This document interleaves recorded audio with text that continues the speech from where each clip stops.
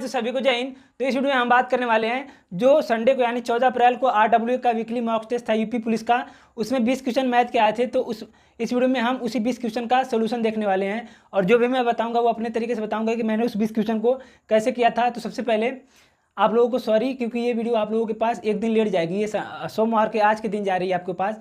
कुछ कारण से मैं संडे को वीडियो नहीं इसका सोल्यूशन नहीं कर पाया, तो सबसे पहले उसके लिए माफ़ कर देना। ये वीडियो आपके पास एक दिन लेट जा रही है।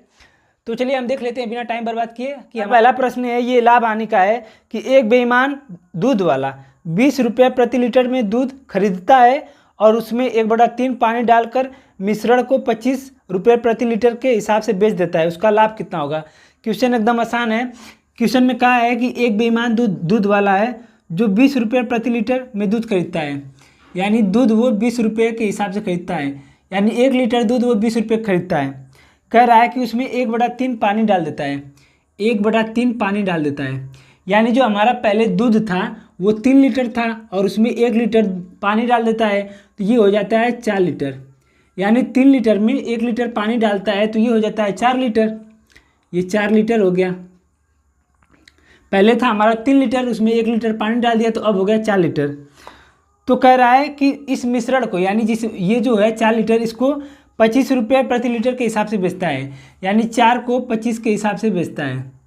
तो यहाँ से आ गया 100, यानी इसे 100 रुपये में बेच देता है। और इसको कितने रुपये में बेचा था, इसको 20 रुपये में बेचा था, यानी 1 लीटर 20 रुपये में बेचा था। तो यहाँ से आ गया हमारा 60। तो यही हमसे पूछा है कि उसे कितना लाभ हुआ। तो हम देख रहे हैं यहाँ पे पहले 60 रुपये में बेचता था और अब 100 रुपये में बेच रहा है, तो 60 पे 40 का लाभ हो रहा है, गुणे 100 कर देंगे। तो यहाँ से हमारा कट क्या आ जाएगा, यह आ जाएगा 66.67%। तो यही हमारा आंसर हो गया, 66.67%। हमारा अगला प्रश्न है क्वेश्चन नंबर 2 कि ए और बी ने कुछ राशियों का निवेश कर एक व्यवसाय शुरू किया। 8 महीने के अंत में ए व्यवसाय से बाहर हो गया और अपना पैसा वापस ले लिया। ए और बी को वर्ष के अंत में 5 और 9 के अनुपात में लाभ हुआ। यदि बी ने 36,000 रुपये का निवेश किया तो ए ने कितनी राशि की निवेश की। तो इसे हम कैसे लगाएंगे। सबसे पहले मैं बता दूं कि अगर हम यहाँ पे साझेदारी का क्वेश्चन लगा रहे हैं तो इसमें क्या होता है कि इसमें ये चीज़ ध्यान रखना होगा, इसमें लाभ बराबर होता है कितने समय के लिए हम इन्वेस्ट कर रहे हैं, यानी निवेश गुणे टाइम, इन्वेस्ट गुणे टाइम, यानी जितने समय के लिए हम इन्वेस्ट कर रहे हैं कोई चीज़ और गुणे टाइम, वही हमारा लाभ होता है। तो यहीं से हमारा क्वेश्चन निकल जाएगा।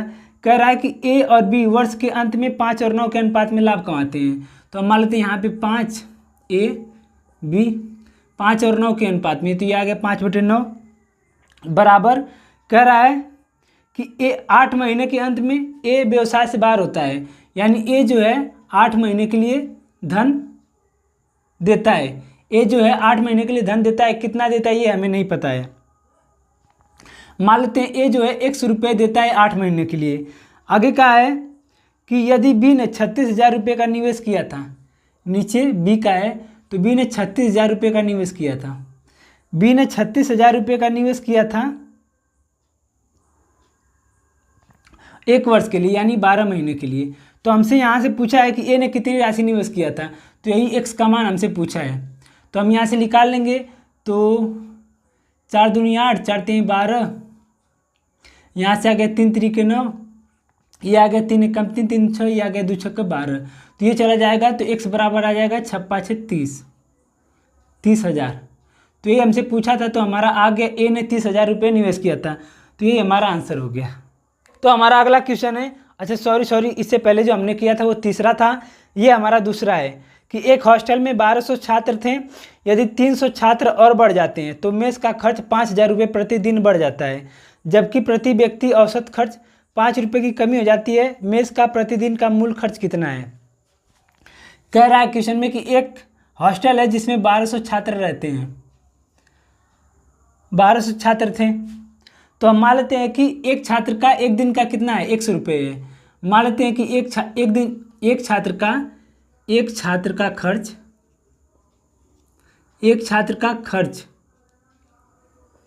एक दिन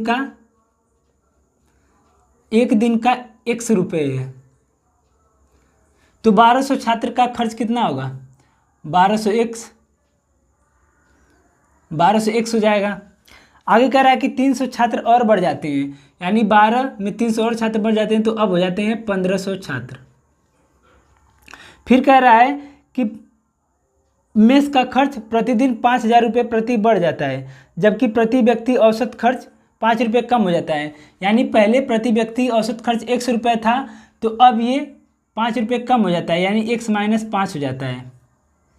ये x - 5 हो जाता है। तो 1500 का प्रतिदिन 1500 का खर्च कितना हो जाएगा, तो 1500 गुणे x - 5, ये हो जाएगा हमारा 1500 का।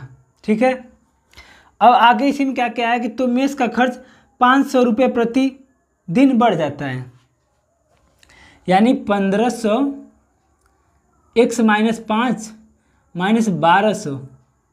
पहले 1200 था, 1200 x रुपये था, अब इतना हो गया, तो ये 5000 बढ़ गया, इसके बराबर आ गया 5000। तो यहाँ से हमें सॉल्व करके हमें 5x का मान निकालना है, तो यह आ गया 1500 x - 7500, यहाँ से आ गया -1200 x बराबर 5000। तो ये 7500 इधर जाएगा तो ये जुड़ जाएगा, तो ये जुड़ के हो जाएगा 0 0 5 12, और ये आ गया 300 x। तो यहाँ से हमारा x बराबर आ गया 125 बटे 300, तो ये कट जाएगा, तो ये आ गया x बराबर 125 बटे 3। तो x बराबर हमारा आ गया 125 बटे 3, तो x बराबर आ गया हमारा 125 बटे 3, यानी एक छात्र का एक दिन का खर्च 125 बटे 3 रुपये है। तो हमसे पूछा है कि 1200 छात्रों का हमें बताना है, तो एक छात्र का 125 बटे 3 है, तो 1200 छात्र का हम निकाल लेंगे, तो यहाँ से आ जाएगा 125 बटे 3, तो 3 चौक को 12, ये आ गया 0, 5 चौक को 20 के 0, 4 दूनी 8 के 0, 4 कम 4, ये आ गया 50,000। तो ये हमारा आंसर हो गया, यानी 1200 छात्रों का खर्च 50,000 हो जाएगा, तो यही हमारा आंसर हो गया। हमारा अगला क्वेश्चन है क्वेश्चन नंबर 5 कि किसी मूलधन पर 12% की वार्षिक दर से 8 वर्षों में प्राप्त साधारण ब्याज 4800 रुपये है, उसी मूलधन पर 10% की चक्रवृद्धि ब्याज की दर से, जिस पर ब्याज वार्षिक रूप से संयोजित होती है, 3 वर्षों में प्राप्त होने वाला चक्रवृद्धि ब्याज। तो साधारण ब्याज दे के हमसे चक्रवृद्धि ब्याज पूछा है, तो मान लेते हैं कि हमारा जो मूलधन है वो 100x है, 100x है। ठीक है, तो कह रहा है कि 100x पे 12% की दर से 8 वर्ष का साधारण ब्याज हमारा कितना दे रखा है, ये 4800 रुपये दे रखा है। तो यहाँ से कट जाएगा ये, तो ये आ गया 12 × 96, x बराबर हमारा 4800 रुपये दे रखा है। ठीक है, तो 24 दूना 48, 24 चौक को 96, 4 5 20, तो ये आ गया 50, तो x बराबर आ गया हमारा 50। तो फिर हमारा मूलधन कितना आ जाएगा, गुणे 50 कर देंगे, तो ये आ जाएगा 5000। तो हमारा मूलधन आ गया P बराबर आ गया हमारा, P बराबर आ गया 5000। ठीक है, अब कह रहा है कि उसी मूलधन पर 10%, ये जो मूलधन है इसी प्रतिशत पर 10% की दर से 3 वर्ष में चक्रवृद्धि ब्याज, 3 वर्ष में टाइम हमारा दे रखा है, 3 वर्ष में चक्रवृद्धि ब्याज पूछा है, तो हम 1/10 को फ्रैक्शन में चेंज करेंगे, तो ये आएगा 1/10, यानी 10 पे 1 रुपये का ब्याज लग रहा है, यानी ये आ जाएगा 11/10। यानी पहले साल हमारा 10 रुपये पे एक ब्याज लगेगा 11, दूसरे साल भी 10 11, तीसरे साल भी 10 11, तो 3 साल का हमसे पूछा है, तो ये आ जाएगा 1000, ये आ जाएगा 13 31। तो ये हमारा मिश्र धन हो गया, ये हमारा मूलधन हो गया। तो यहाँ पे हमारा ब्याज कितना लगेगा, तो ये ब्याज हो गया 331 रुपये। लेकिन हम देख रहे हैं जो हमारा मूलधन है वो 1000 नहीं है, 5000 है, तो इससे कितना गुना ज़्यादा, तो इससे कितना गुना ज़्यादा, तो इससे 5 गुना ज़्यादा। तो ये भी जो हमारा साधारण ब्याज है वो ये भी 331 नहीं होगा, इससे 5 गुना ज़्यादा, 5 से कम 5, 5 से 15 के 5, 5 से 15 16, तो 1655 रुपये होगा, यानी हमारा चक्रवृद्धि ब्याज इतना होगा। तो यही हमारा आंसर हो गया, चक्रवृद्धि ब्याज 1655 रुपये आएगा। तो हमारा अगला क्वेश्चन दे रखा है क्वेश्चन नंबर 6 कि 2 भिन्नों का गुणनफल 14/15 है तथा भागफल 35/24 है, तो इनमें से बड़ी सिंह कह रहा है 2 भिन्नों का गुणनफल।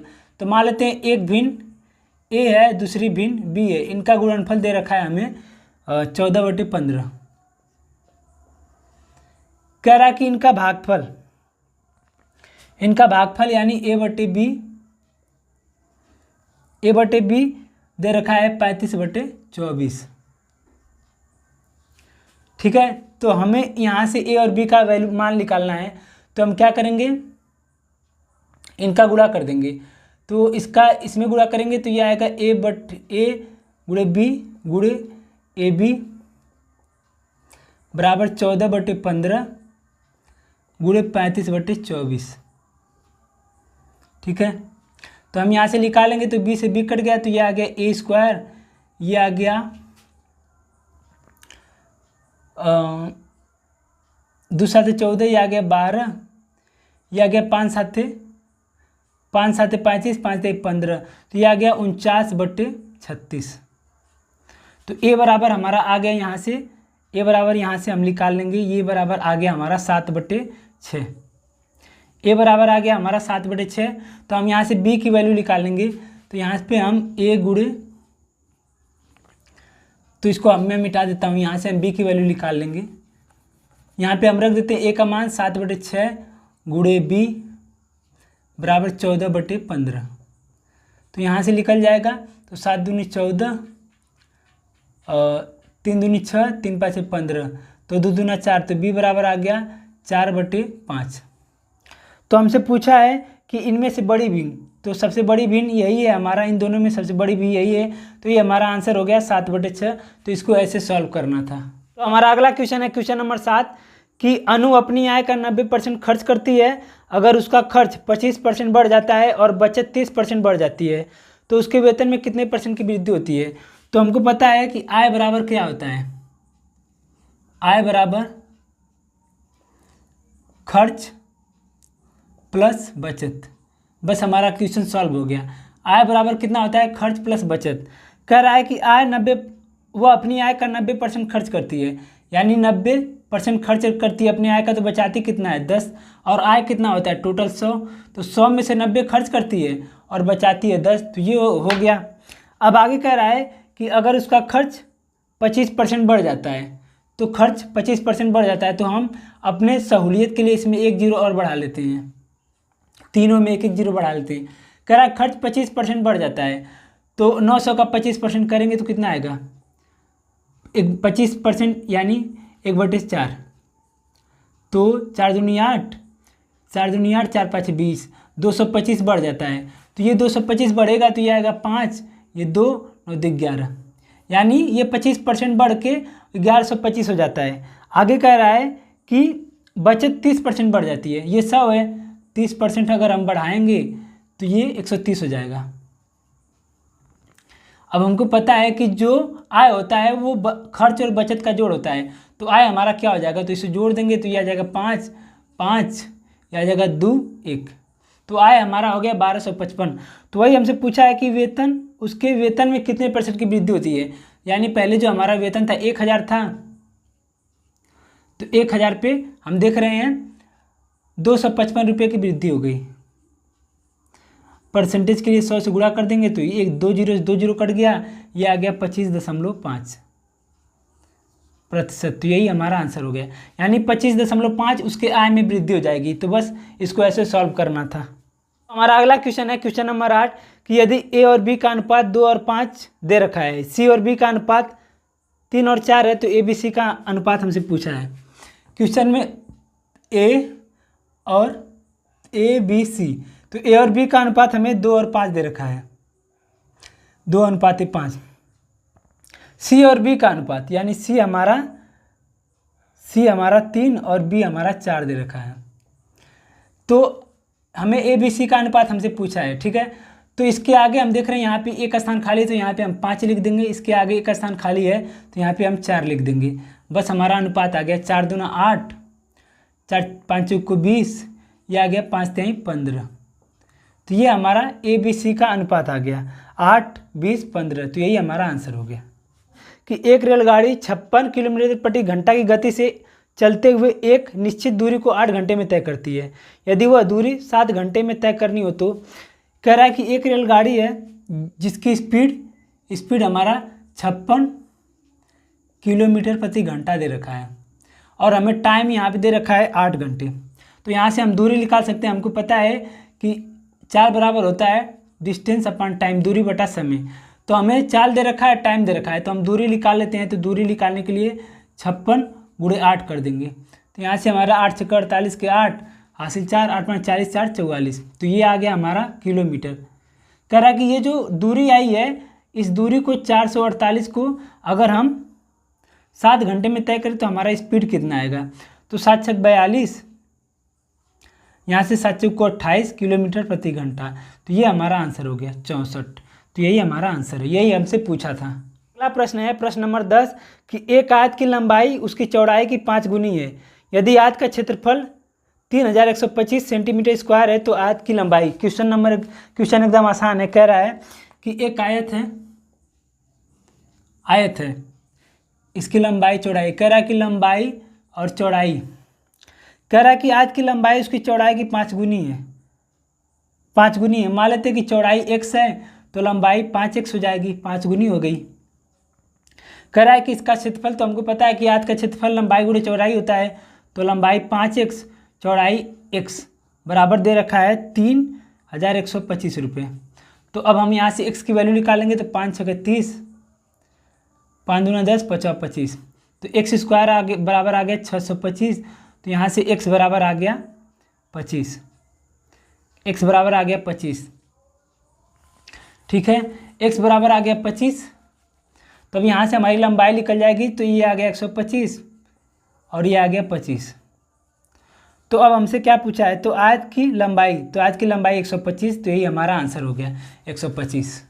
तो अब हम आ जाते हैं अपने अगले क्वेश्चन पे। क्वेश्चन नंबर 11 कह रहा है कि 300 से 390 तक ऐसी कितनी संख्याएं हैं जो 5 और 7 दोनों से विभाजित हो जाती हैं। कह रहा है कि 300 से 390 के बीच ऐसी कितनी संख्याएं हैं जो 5 और 7 दोनों से विभाजित हो जाती हैं। तो हमको पता है कि जो संख्या 5 और 7 से विभाजित होगी वो 35 से भी विभाजित होगी। ठीक, तो हम देखेंगे कि 300 के बाद कौन सी ऐसी संख्या है जो 35 से विभाजित हो जाएगी।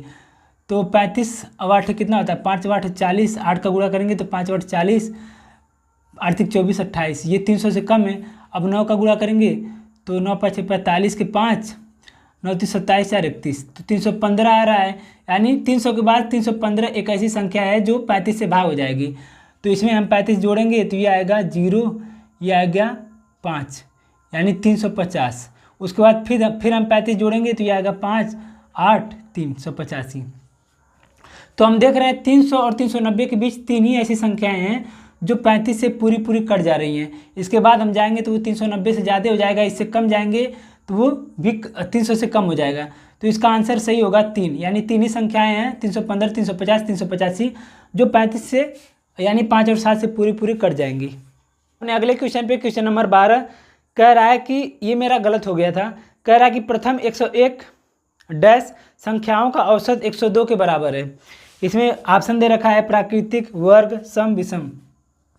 तो सबसे पहले मैं बता दूं कि जो प्राकृतिक संख्याओं का जोड़ होता है, यानी प्राकृतिक संख्याओं का जो जोड़ होता है वो n+1/2 होता है। और जो सम संख्याओं का जोड़ होता है, लगातार जो सम संख्याएं आती हैं वो जो जोड़ होता है वो n+1 होता है। n+1 होता है। और जो विषम संख्याओं का जोड़ होता है उसका जो फार्मूला होता है वो n² होता है। जैसे मान लेते हैं कि 1 2 3 4 5, ये 5 प्राकृतिक संख्याओं का जोड़ इस फार्मूले पे रख देते हैं। तो 5 संख्याएं हैं ना, तो 5, ये 5 1 6/2, ये आ गया 2 3 6, ये आ गया 15। यहाँ से आप जो जोड़ के देख सकते हैं 5 4 9 12 2 14 15, 15 आ गया ना। अब हम ले लेते हैं सम संख्याएं 2 4 6 8। तो इनका जोड़ कितना आएगा, 8 से 14, 14 4 18, 2 20 आएगा। अब यहाँ पे हम रख के देख सकते हैं ये जो 1 2 3 4 संख्या है ना, तो इनका मान आ गया 4, 4 और +5 बराबर आ गया 20। तो ये मैं फार्मूला सिद्ध करके दिखा रहा हूँ। अब हम विषम संख्या ले लेते हैं 1 3 5 7, 1 2 3 4, 4 विषम संख्याएं हैं तो n² इसका जोड़ हो जाएगा। 7 5 12, 12 3 15 एक 16 आएगा। अगर हम इसको जोड़ेंगे तो 16 आएगा। 1 2 3 n बराबर 4, तो 4 का वर्ग कर देंगे तो ये आएगा 16। अगर हमारा यहाँ पे विषम संख्याएं विषम संख्याएं 1 5 7 9 11 13 15, तो 1 2 3 4 5 6 7 8, अगर आप इसे जोड़ने जाएंगे तो बहुत टाइम लगेगा। ये 8 है ना, तो n बराबर 8 आ गया, तो 8 का वर्ग कर देंगे तो ये हमारा आ जाएगा इन सब का जोड़ 64। यानी अगर आप इन सबको जोड़ेंगे तो ये 64 आएगा। ऐसे होता है, इसको आप चाहे तो लिख सकते हैं। तो हमारा सवाल भी ऐसे ही सॉल्व हो जाएगा।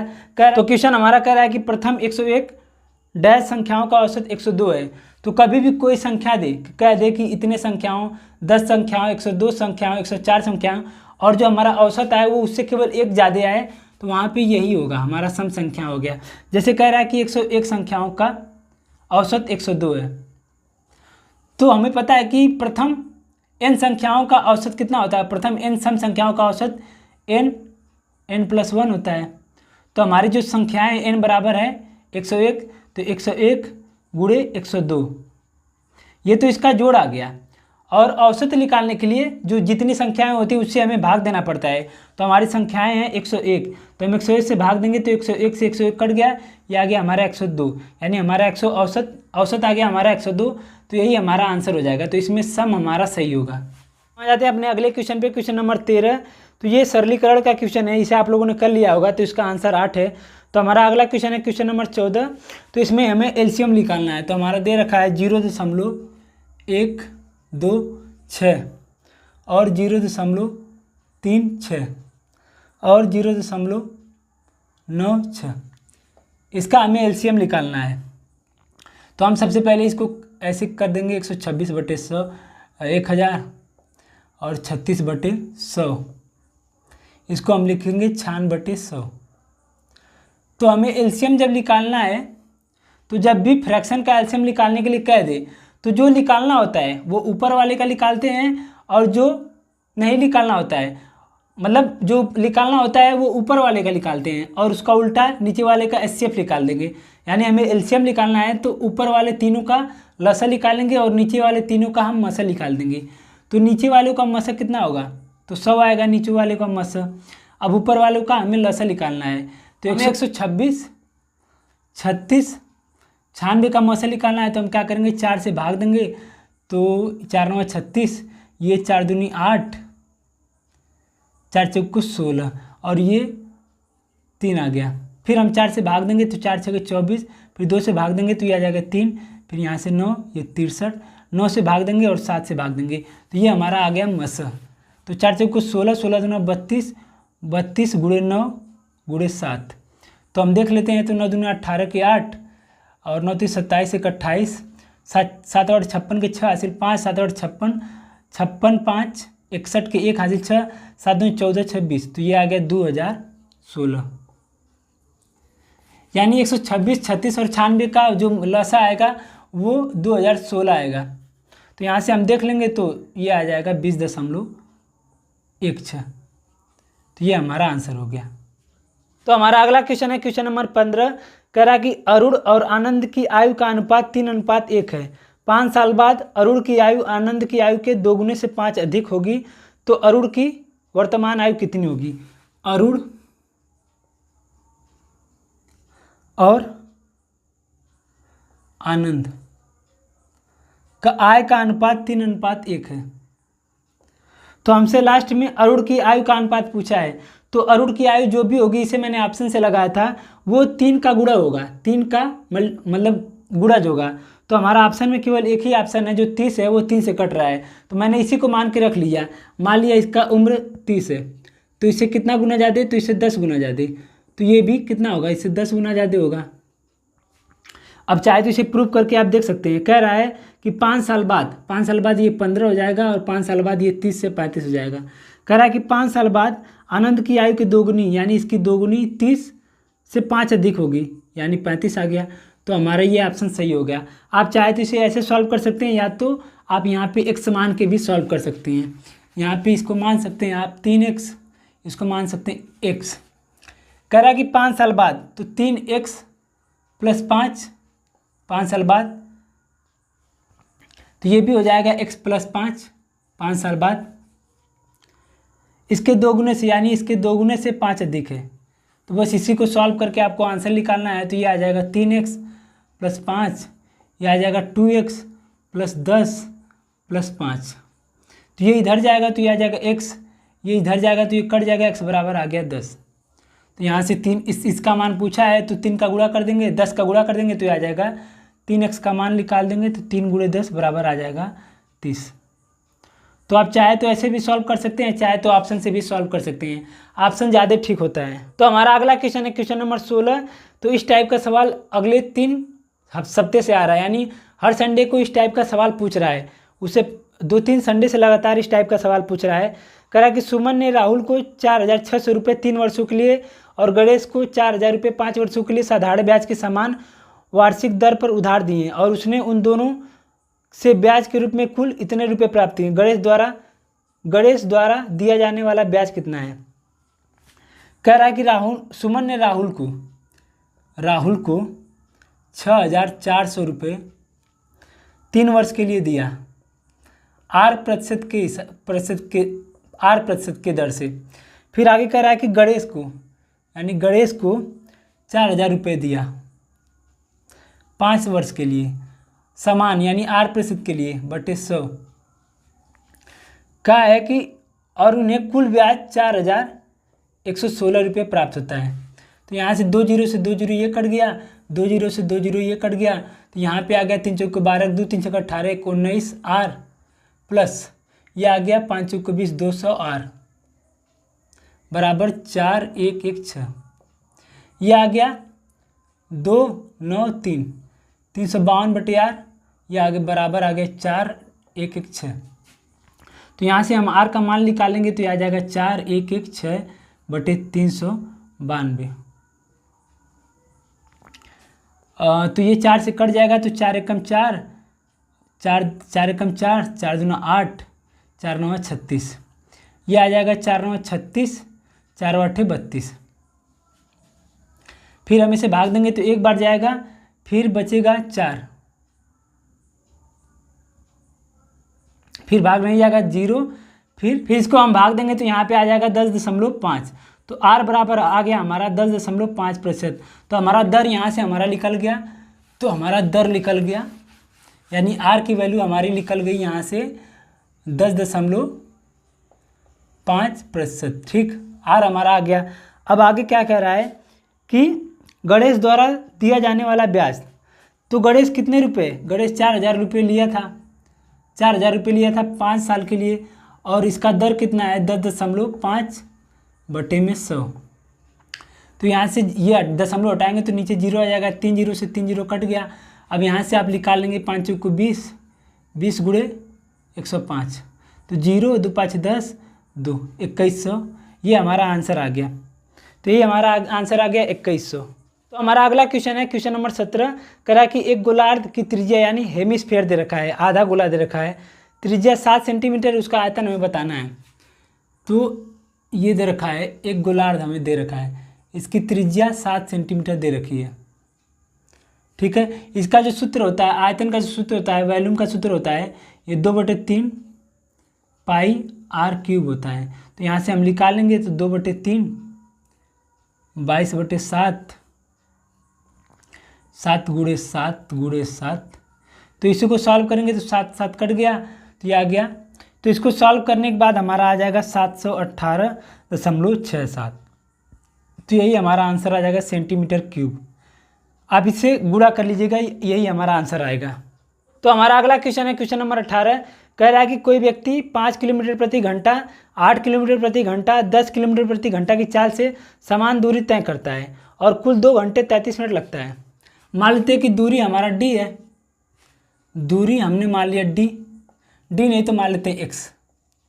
कह रहा है कि x दूरी को 5 किलोमीटर प्रति घंटा और इसी दूरी को x को 8 किलोमीटर प्रति घंटा और इसी दूरी को 10 किलोमीटर प्रति घंटा के हिसाब से तय करता है, तो उससे कुल 2 घंटे 33 मिनट लगते हैं। 2 घंटे 33 मिनट लगते हैं। 33 को हम घंटे में चेंज करेंगे तो ये आ जाएगा 3 एकम 3, 3 दूना 6, तो ये आ गया, तो 40 41 ये आ गया 51/20। यहाँ पे आ गया 51/20। तो इसको हम सॉल्व कर लेते हैं। सॉल्व करने के बाद हमारे यहाँ पे आ गया 40, तो ये आ गया 5/8 40, 8x plus 5x plus 4x बराबर 51/20। तो ये आ गया 8×5 13 4 17, ये आ गया 17x बराबर इतना। तो 17 × 51 हो गया और 20 से 20 कट गया, तो ये आ गया x बराबर 6। तो x बराबर 6 आ गया, यानी दूरी हमारी 6 आ गई। तो कहा है कि उसके द्वारा तय की गई कुल दूरी। तो यहाँ पे ये 6 किलोमीटर तय करता है, यहाँ पे 6 किलोमीटर तय करता है, यहाँ पे 6 किलोमीटर तय करता है, यानी 6 किलोमीटर की दूरी 3 बार तय करता है। तो 6 × 18, तो ये हमारा आंसर हो गया। तो हमारा अगला क्वेश्चन है क्वेश्चन नंबर 19। ये एकदम आसान है। कह रहा है कि 15% की छूट के बाद कोई वस्तु 1190 रुपये में बेची जाती है। यदि 12.5% की छूट दी जाती है तो यह वस्तु कितने में बेची जाती है। कह रहा है कि 15% की छूट के बाद, आसान है, इसको हम फ्रैक्शन से लगाएंगे। 15% की छूट के बाद, तो 15 को हम चेंज करेंगे फ्रैक्शन में, तो 15/100, तो 5 × 15 बटे आ गया 20। यानी कोई वस्तु 20 की थी तो उसे 3% की छूट में यानी 17 रुपये में बेची जाती है। 20 की वस्तु 17 रुपये में बेची जाती है। ये MP हो गया हमारा, ये हमारा SP हो गया, बेचन क्रय मूल्य। तो यही 17 का हमारा मान दे रखा है 1190 रुपये। तो इसे कितना गुना ज़्यादा, तो इसे 70 गुना ज़्यादा। तो जो हमारा MP है वो भी 20 नहीं होगा, इसे 70 गुना ज़्यादा 1400 रुपये होगा। ठीक है, यानी जो हमारा प्रारंभिक मूल्य था यानी मार्क प्राइस, वो भी हमारा 1400 रुपये था। कह रहा है कि अगर 12.5%, कह रहा है कि अगर 12.5% की छूट दी जाती तो वस्तु कितने में बेची जाती। पहले तो 15% की छूट दी जाती थी तो इतने में बेची जाती थी। अब कह रहा है कि इतने की छूट दी जाएगी, तो इसे भी हम फ्रैक्शन में चेंज करेंगे। तो 125.100, यहाँ से दशमलव हटाएंगे, नीचे 0 कर देंगे, तो 25 पास 125, 25 चौको 100, 40 आ गया 1/8। तो यहाँ से आ गया 1/8, सॉरी यहाँ से आ गया 1/8। यानी जो हमारी चीज़ है वो 8 में थी, तो इस पे 1% की छूट 7 रुपये में, यानी हम 8 रुपये की सामान अब 7 रुपये में बेच रहे हैं।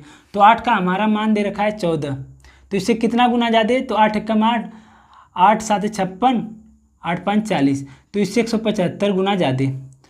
तो यही हमसे पूछा है, तो 7 का मान भी 7 नहीं होगा, इससे 175 गुना ज़्यादा। 7 × 5 = 35 के 5, 7 से 49, 49 3 51 के 1, हासिल 5, 7 × 7 7 × 5 = 12, तो 1215 रुपये। तो यही हमारा आंसर हो जाएगा 1225 रुपये, सॉरी यहाँ पे 2 होगा, 1225 रुपये। तो यही हमारा आंसर हो गया। हमारा अगला क्वेश्चन है क्वेश्चन नंबर 20। तो ये सरलीकरण का क्वेश्चन है, तो इसे आप लोगों ने सॉल्व कर लिया होगा, इसे अपने से आप लगा सकते हैं। तो बस यही था हमारा आज का सोल्यूशन। तो आज का सोल्यूशन आपको कैसा लगा कमेंट करके ज़रूर बताइएगा।